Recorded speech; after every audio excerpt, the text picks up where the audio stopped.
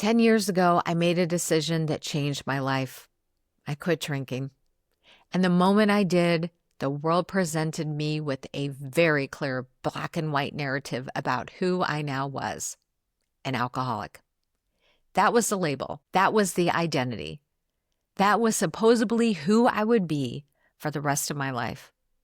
But here's what nobody told me back then.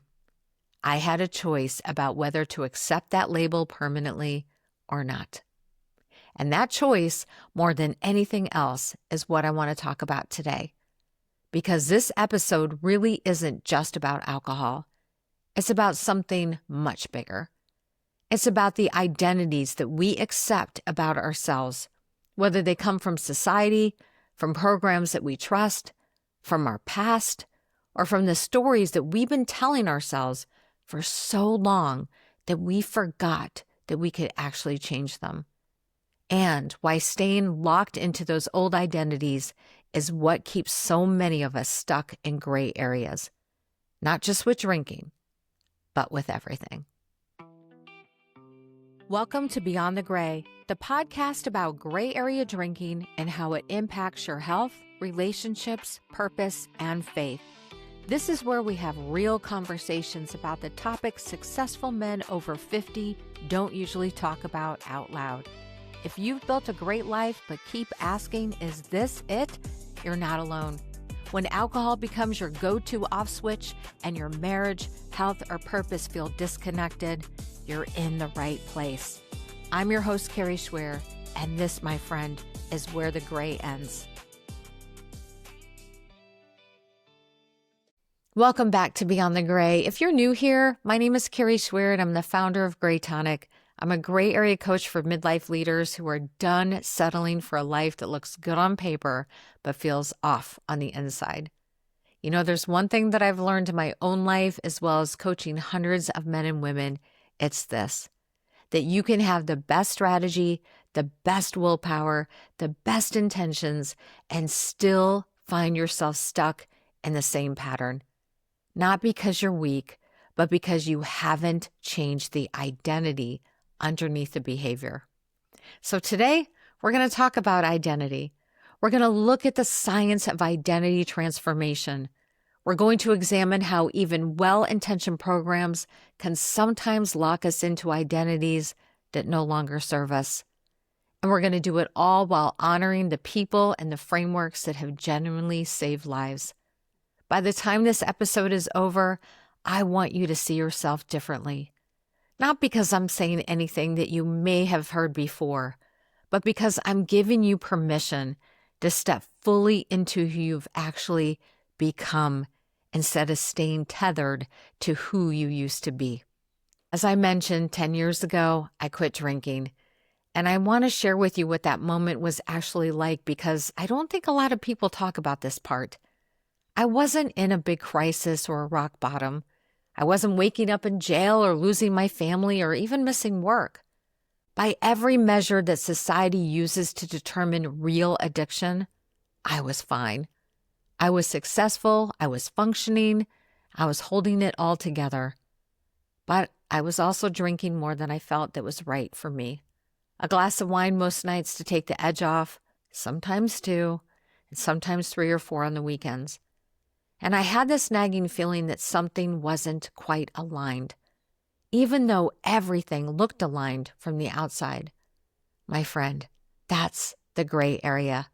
It's not this dramatic bottom, dropped out kind of crisis. Just the uncomfortable middle place where you know something needs to shift, but you're not quite sure that you have the permission to take it seriously. When I decided to stop, I did what made sense to me at the time. I looked around and I asked, what exists for people like me? And you know what the answer the world gave me? Alcoholics Anonymous, the 12-step program. So I knew somebody that was in the program. I called them up and I went. And I want to be really clear here that I got something really valuable for those 5 months that I was in the program. The 12 steps themselves are built on principles that I think every human being should walk through at some point in their life. The moral inventory, the resentments, the deep look at yourself within, that work is so good and it matters. But something happened as I continued to show up at the meetings. I was being told over and over again that I was an alcoholic, that I would always be an alcoholic, that my identity was fundamentally tied to this thing that I was trying to move past. And the more I heard it, the more I felt stuck, because I didn't feel like an alcoholic. I felt like someone who had made a decision to change. There's the difference. So I stopped going to meetings after a while. And I want to really say this carefully, that for me, that was the right choice. It's not the right choice for everyone. Matter of fact, millions of people, AA and the 12-step model provides not just sobriety, but community and purpose and a spiritual home. That's beautiful, and it saves lives. And I'm so glad that the program exists for those that need it. But for me, staying in that identity felt like staying anchored to the past instead of stepping into the future that I so desperately wanted. And here's what I've learned in the 10 years since, that this isn't just an alcohol thing, that this is an identity thing, and it's keeping people stuck everywhere. We do this in our marriages. We accept the identity of this is just how we are, distant, disconnected, and stuck, like we talked about in episode 4 and 8. And we never question whether that identity about our spouse and our marriage is actually true. We just go with what we hear and what we believe. And we do this in our careers as well. We accept the label of I'm not a math person, or I'm not creative, or I'm not good at this. And this is something that someone told us in the 3rd grade. And then somehow we let it determine the entire trajectory of our lives. I mean, think about that. A story that somebody told you that you believed when you were in 3rd or 4th grade, and all of a sudden it impacts your life. Wow. We do this even with our bodies. We accept the identity of I'm someone who just can't stick to anything. And then you use that identity to justify why you don't even try. We're all walking around with these identities that were given to us or that we just accepted when we didn't know any better. And we're defending them like they're gospel truth. But they're not the truth. They're just stories. And my friend, stories can be rewritten. Let me give you some science here because I want this to be rooted in fact for you. And if you've been around me long enough by now, you might have heard me say facts over feelings. So let's talk about those facts. This isn't just philosophy, okay? We're talking about neuroplasticity. Your brain is not fixed. Neuroscience has proven this conclusively. The brain can and does rewire itself through your entire life. Dr. Norman Droge's research shows that when you change your behavior consistently, your brain literally creates new neural pathways. The old patterns, the cravings, the triggers, the automatic responses that you have, they don't disappear, but they do become weaker. Your brain becomes different, neurologically, physically different, which means if you spent a decade in recovery, you are not the same person neurologically that you were when you were active in your addiction. Your brain has changed. So clinging to that old identity becomes neurologically inaccurate. I really want you to hear what I just said. Your brain has changed. So clinging to the old identity becomes neurologically inaccurate. The second thing to understand is the relationship between identity and behavior. James Clear writes about this beautifully in his book, Atomic Habits. It's grounded in decades of psychological research. You act in accordance with who you believe you are. That's a full stop right there. So if you're constantly reinforcing the identity of I'm an alcoholic, your subconscious mind is going to look for evidence that that is true. Your brain will find reasons to drink, small rationalizations, tiny moments of permission, because you're acting out of the identity that you've claimed. But the flip side is also true. If you shift your identity to, I'm someone who's transformed, I'm someone who chooses differently, I'm someone who's building a new life, your brain looks for evidence of that instead. You start making choices that align with this new identity. There's also a whole body of research on what's called natural recovery or maturing out. Studies by researchers like Dr. William Miller and Dr. Gene Hyman have found that the majority of people who resolve significant drinking and substance use problems do so without formal treatment and without 12-step programs. They make the decision, they change, and they move forward. They don't identify as addicts. They're just people who change direction. This doesn't mean treatment doesn't work, because it absolutely does. But it challenges the assumption that the addict label is universally necessary, because it's not. And finally, labeling theory. I can't wait to tell you about this one. Sociologists and psychologists have studied extensively what happens when we apply a label to ourselves. And for years, I did this. The label itself actually shapes behavior. It's called a self-fulfilling prophecy. When you constantly reinforce a negative label like I'm an addict, I'm broken, I'm not capable of change, I'm not enough, guess what? Your brain believes it and it acts accordingly.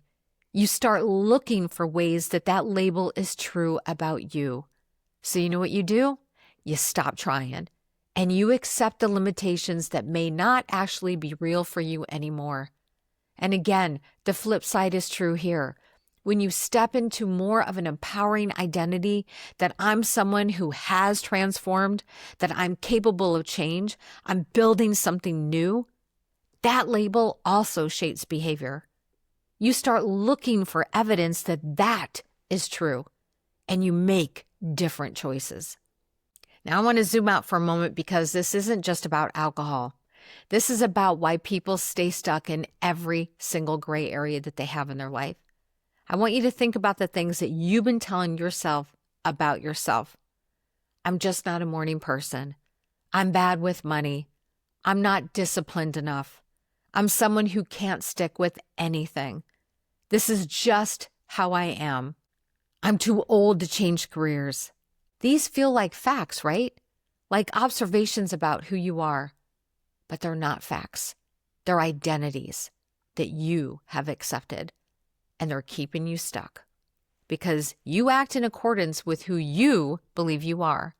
So if you believe you're someone who can't stick with anything, your brain will find ways to prove that that's true. You'll start something, you'll hit a hard moment, and instead of pushing through, you'll just think, well, this is just who I am. I'm a quitter. And guess what? You'll quit. But what if you shifted that identity? What if you said, I'm someone who makes decisions and follows through.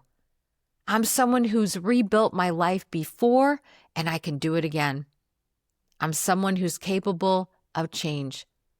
Same person, different identity. And that difference changes everything. All right, I want to come back to the 12-step program just for a moment again, because for those that are in the program, it becomes community and purpose and a spiritual home. And the people that are sponsoring others and showing up for meetings and walking someone through the steps, I can't even begin to tell you how honoring I think that is and how powerful it is. The 12 steps themselves, like I mentioned, the resentments, the moral inventory, the amends, the spiritual foundation, it is work and it's valuable for anyone, regardless of whether you're in a 12-step program or not, is for you. It's for everyone. But I also wouldn't be saying all of it if I didn't mention this part. And this is without disrespect at all. This is a statistic that is worth mentioning here, that only 8 to 10% of those who go through AA in the first year remain consistently sober. I know, it's kind of alarming. Now, people in AA might say that that's because the people who leave weren't committed. And that's true, because I say that too. If you're not committed, it's not going to work. But I'd suggest that there's another possibility here, that it's the identity problem. And honestly, that's why I left, because I didn't want to be that person. I was seeing for myself that how that was keeping others stuck. So when you're constantly reinforcing the identity of, I'm an alcoholic, even in a context of a supportive, beautiful community, for some people, that identity becomes self-fulfilling. It becomes the thing that keeps them stuck in the first place. Not because AA is bad, it's not, it's beautiful, but because the permanent addict identity may not actually serve long-term transformation for everyone. And here's what I think is really important too to say, that if you're in a 12-step program and it's working for you, and I personally know a lot of people that are and still in the program, if that identity of alcoholic in recovery gives you the structure and the community and the purpose, then that is the right path for you. And I would never want to take that away from anyone. But if you're someone who has done the work, you've made the shift, you've tried it, you've rebuilt your life, and that permanent label is starting to feel like a chain rather than a lifeline, I want you to know that science says you don't have to wear that label forever. That stepping into a new identity is not denial. It's not dangerous. For many people, it is actually the fullest expression of what recovery is supposed to be. You are allowed to become someone new. All right, so let's get practical now, because I don't want this just to be a fascinating conversation about science and labels and what you should consider or not consider. I want you to be able to walk away with something that you can actually implement and do. Here's what identity change actually looks like. So step 1 is name the identity that you've been carrying. Get specific here, not vague. What is the story that you've been telling yourself about who you are? Write it down. I'm someone who can't moderate. I'm someone who always self-sabotages. I'm someone who's too far gone to make a change. Whatever it is, name it, because you can't release something that you haven't fully looked at yet. All right, step number 2, question whether it's actually true. What you wrote down for question 1, question whether it's actually true. This is where the science of neuroplasticity becomes your friend. Is this identity biologically fixed? Is it neurologically permanent? Or is it a pattern that has formed under specific circumstances and got reinforced over time? For almost every limiting identity that we carry, the answer is the latter. It formed, which means it can also be reformed. All right, step number 3, choose a new identity intentionally. Not a vague affirmation, a specific, believable, forward-facing identity statement. Not, I am perfect, but something like, I am someone who has made a significant change and continues to grow. I'm someone who chooses health, not am trying to be or I hope to be. This is present tense. This is identity language. All right, step number 4. This is a big one. I want you to start collecting evidence. Your brain believes what it sees repeatedly. So start actively looking for evidence that your new identity is true. Every morning you wake up and make a choice that aligns with who you are becoming and who you want to become. That's evidence. Every time you handle a hard moment differently than you used to, that's evidence. Write it down. Build a case for the new you. Step number 5, find community that reflects the new identity back to you. This is actually one of the things the 12-step model gets so right. Community does matter. The people around you either reinforce the old identity or the new one. So surround yourself with people who see you as who you're becoming, not just who you've been. And as Jim Rohn famously quoted, you are the average of the 5 people you spend the most time with. So make those 5 people count. I want to speak directly to someone right now and I'm hoping that someone is you. Maybe it's someone you love. I know you've done the work and you've made some real changes. We all have. And you've rebuilt parts of your life that may have felt broken at one time. And you're still walking around introducing yourself to yourself, and maybe to others, by the worst chapter of your story. Oh my gosh, I was guilty of this for a very long time. Can I share a secret with you? You don't have to do that anymore. Drop that identity. Your past is part of your story. It shaped you, yes. It gave you compassion and depth and understanding that people who haven't been through it simply don't have. What a gift. And that is so valuable. It really is.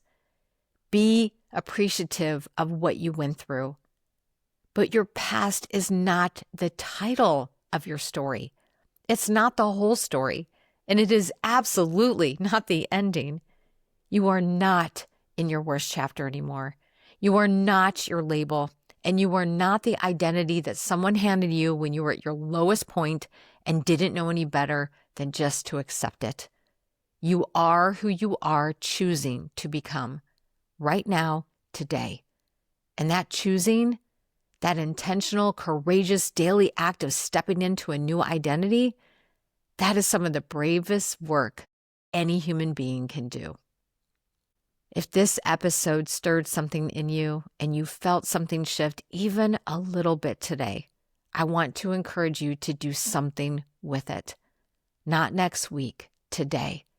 Grab a piece of paper, write down one identity that you've been carrying that no longer fits, and then write down the identity that you're choosing instead. It only has to be one sentence. Present tense. I am someone who. Put it somewhere that you're going to see it on your phone, in your notes section, on your desk, a Post-it note, on your mirror, and read it every morning and start collecting the evidence that that is true. Because here is what I absolutely know with certainty after 10 years of living like this, of walking along others through it and coaching them through it, that you are not stuck with who you were. The brain does change. The story changes too. And the identity definitely can change. And when the identity changes, everything else follows. My friend, there is life beyond the gray. And sometimes the most powerful way to do that is to simply stop answering to a name that was never really yours. Next week, we're shifting gears again. We are going to be talking about what happens after 50 when we're looking at our future, longevity, and what our focus needs to start being for our future selves. I can't wait to see you then. Thanks for being here, and I'll see you in the next episode.